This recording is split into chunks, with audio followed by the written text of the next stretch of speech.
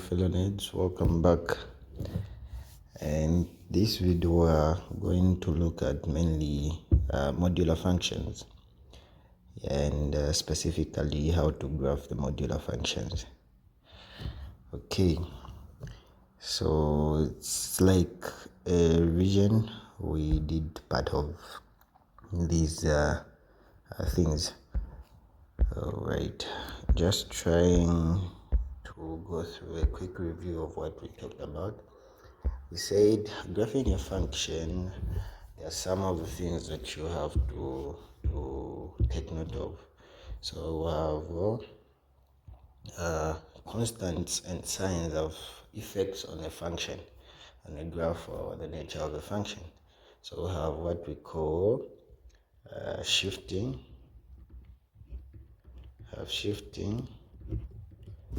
We have stretching.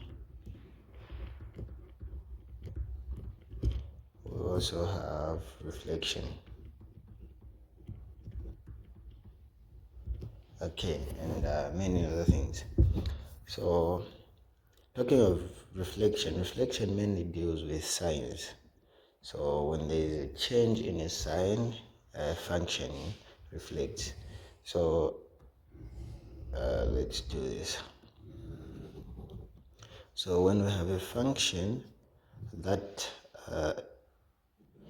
has positive signs, both the y, okay, let's give an example of f of x is equal to x plus 2, let's say x squared plus 2. So okay, let me do this. So we have a function of x squared. So we said some of these functions you just have to know them by heart. So how do you plot this function? So our x squared, you know to say your x squared should be something like that. Okay, not really, sorry, that's the square root. Okay, our x squared should be something like that. Yeah, that should be our x squared. And if we talk of our root of x should be something like that. Okay, so what happens when there is a negative sign outside here? So when there is a negative sign, meaning our function, the entire function is affected. So our function is shifting in the x-axis, meaning the entire function is shifting in the x-axis. So our graph is going to be like that. So this is for x, negative x. If a function has a negative sign inside instead of outside, so if it has a negative sign only affecting the x value, then our graph is going to reflect along the y-axis. So our graph is going to be like that. So this is for, and if both the entire function and this x is affected or has a negative sign, meaning our function is going to reflect the one without the signs, meaning this will be like that. Okay, so that's about reflection. So when you talk of stretching, we have vertical and horizontal stretch. Mainly what you just have to remember is when we talk of vertical stretch, we're talking of a constant affecting the entire function. So we're talking of a constant affecting the entire function. When we talk of horizontal stretch is just a constant affecting the x values. So we're talking of something like that. Exactly. So all that's about vertical and horizontal stretch. When we talk of shifting, we have shift in the x-axis and shift in the y-axis. So shift in the x-axis and shift in the y-axis. So when we talk of shifting in the x-axis, we're talking of a constant being added or subtracted to the x value, x component. So we might have f of x root of x plus 2.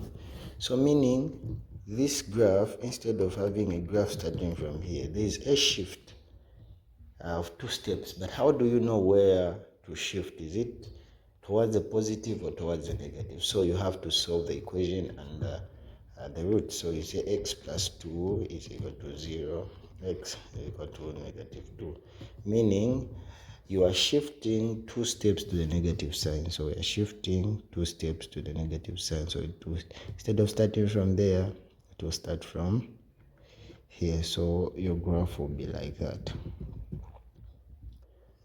Okay, graph will be like that. Yeah. Okay. When we talk of shifting in the y-axis, what we simply mean is having something like so there is a constant being added to the entire function or to the function under the discussion. So we might have something like x plus 2. So this is not only affecting the x values or the root function, this function, it's affecting the entire thing, the entire function. So what we do is, this is just direct, so you are shifting 2 steps to the positive side of the y-axis. So instead of your graph starting from there, it will start somewhere here. Yes, so your graph will start somewhere there. Where to? If it's negative, if there's a negative sign, you're shifting 2 steps to negative. Okay, that's so about it. So they can combine all these 3 things. The function can have shifting, can have reflection, can have stretching. So it's about you to analyze everything step by step. All right, let's now dig into our discussion. We're talking of modular functions.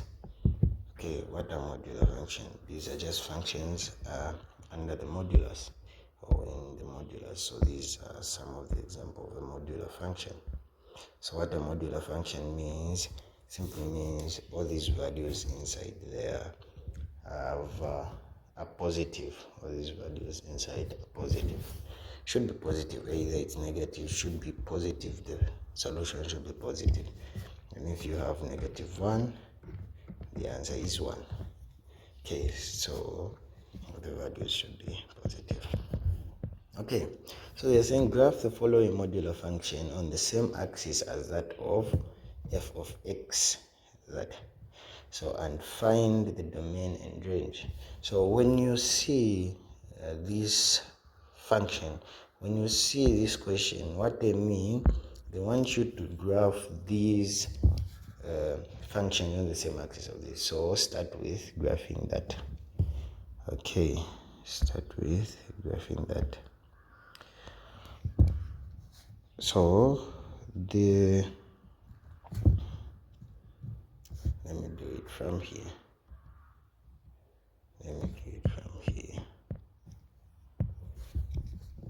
Right. What do we have? We have, so first thing, before you even go anywhere, know how to graph this function. This should just be, you should know it by heart. You just, even if you were to wake up, you can say it. You can even say it. Okay, x-axis, or y-axis and x-axis here. All right. So how do we graph it? So you find that this modular function or that function looks something like that. Okay, so to help us not confuse things, we will graph it in a different color. Okay, let's use purple. So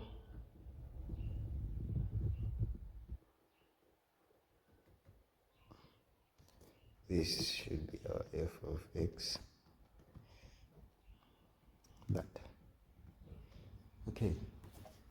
So that's that. You now get back to the question they want you to do. So we graph this function. So just by the look of the function, you can tell there is a shift in the x-axis. So why is it a shift in the x-axis? Because the function here is this entire thing under the modulus. So this 2 is only affecting what's under the modulus. So how are we going to know that we are going to the right or left, we are going to the negative or the positive? So you solve what's under the modulus there. So this will be plus 2 equals 0. X equals to negative 2. So always equate that to 0. So you are shifting 2 steps to the negative side. So that's where your graph, instead of your graph starting from 0, you are shifting 2 steps to the negative side. Okay, so your graph is going to be like that. It's just supposed to be straight line. Pardon my hand. Okay, so this should be your f of x plus 2. Okay, so you might be wondering how a shift in the y-axis will look like. So let's have a function like this. Let's have a function.